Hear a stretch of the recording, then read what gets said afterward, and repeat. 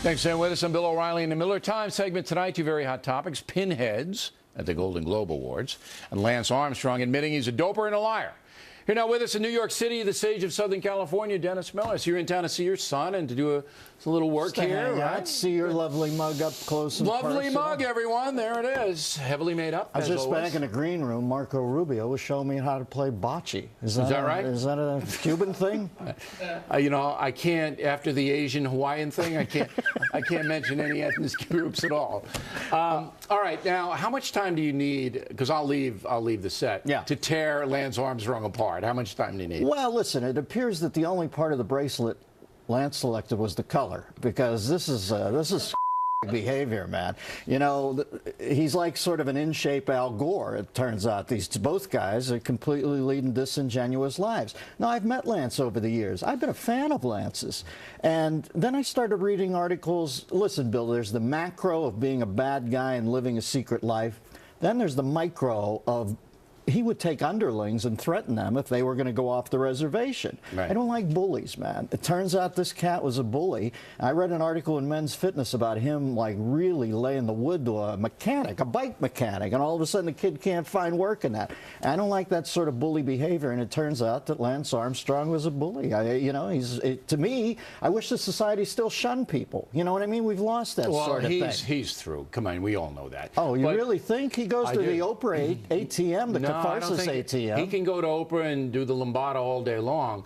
He's through in the court of public opinion, and he's going to be ruined financially because the U.S. Post Office is going to sue to get their $30 million back. Oh, they will? Yeah, and they could get treble damage. Treble. You like treble damages? They could do that. I love it when you exhibit the big lingo. We have the Is It Legal segment, and I absorb it all. Treble damages. Yeah, treble.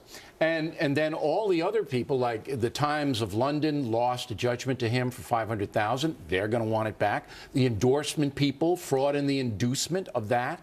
So he's going to be in court for the next 10 years, and he's going to be paying all of this stuff. Well, listen. And who's going to hire this guy? It's Dante's symbolic retribution, man. That's the concentric circle of hell for phonies, is you're done in by allegations and lawsuits. Do you believe in karma? Are you a karmatic guy? Sure I do. And I'm not a mystic. I won't go talk to a cow and think it's God. But yeah, I think if you're a bad guy, it eventually bites you in the bicycle seat, and it's biting him. There are some bad guys who got away with it, though. I know. But I think you're essentially right that most of them get it. And in this way, this kind of big collapse of his whole life. And he says he's going to rat other people, which drives me crazy now. He'll be, you know, he's going to be the Tour de France champion of ratting other people out, for God's sakes. Are you going to watch him on Oprah? No. I'm not going to watch it either. Huh?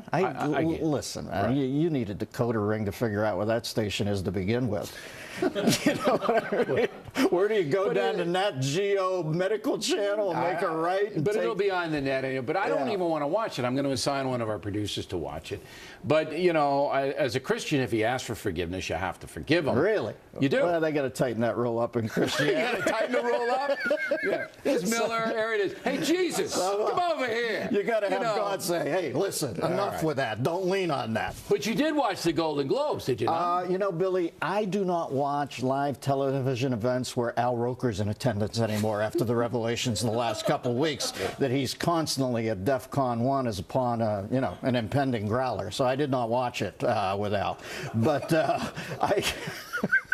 I know that Clinton was honored, or came out and introduced Lincoln. You know, he was the Father of the Year last week. They announced he was the Father of the Year. I was thinking, how do they judge that? I think it's by the amount of times that you've said the words, who's your daddy, over the last couple of years. I think that's how you end up becoming Father of the Year. Right. I will not watch the ceremonies this season out of deference to Catherine Bigelow. I saw Zero Dark 30. I don't think it was even The Hurt Locker, but I think it was a good film, and I think directorially this woman did a great job. And for them to blackball her, sometimes you have to remember Roy Cohn comes in an attractive package, and there's that AMPAS, Academy of Motion Pictures Arts and Science guy who's putting a blackball on her. I don't like blackballs when hacks do it. I don't want to see a sweaty Richard Nixon, and I don't want to see some... Well, they did at Academy Awards, too. Yeah, Same thing. Well, that's what I mean.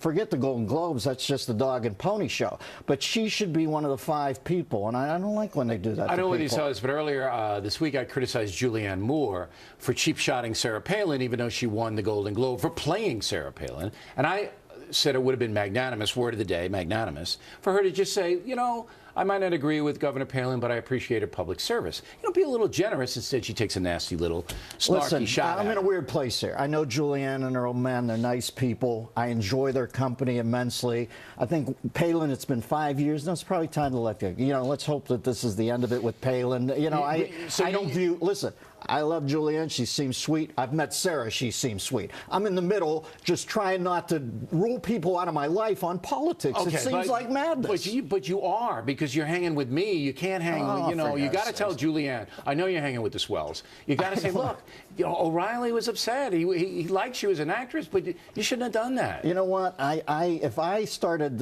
judging people on politics in this life, and I don't, it's You'd like, be lonely out there. Well, listen, I do live on the West Coast. She's a lovely dame. I don't get the thing with Palin. I was over at Palin's during the Golden Globes. We were having a bring your own varmint potluck dinner, and you know, we got up in the helicopter, blew some caribou up, and mouth breathed together. Listen, Palin is a nice woman too. Sounds like a nice evening to me. Unbelievable. How are we selling on the road? What's up? Listen to this, Miller. Tickets are going crazy for the Boulder Fresher shows.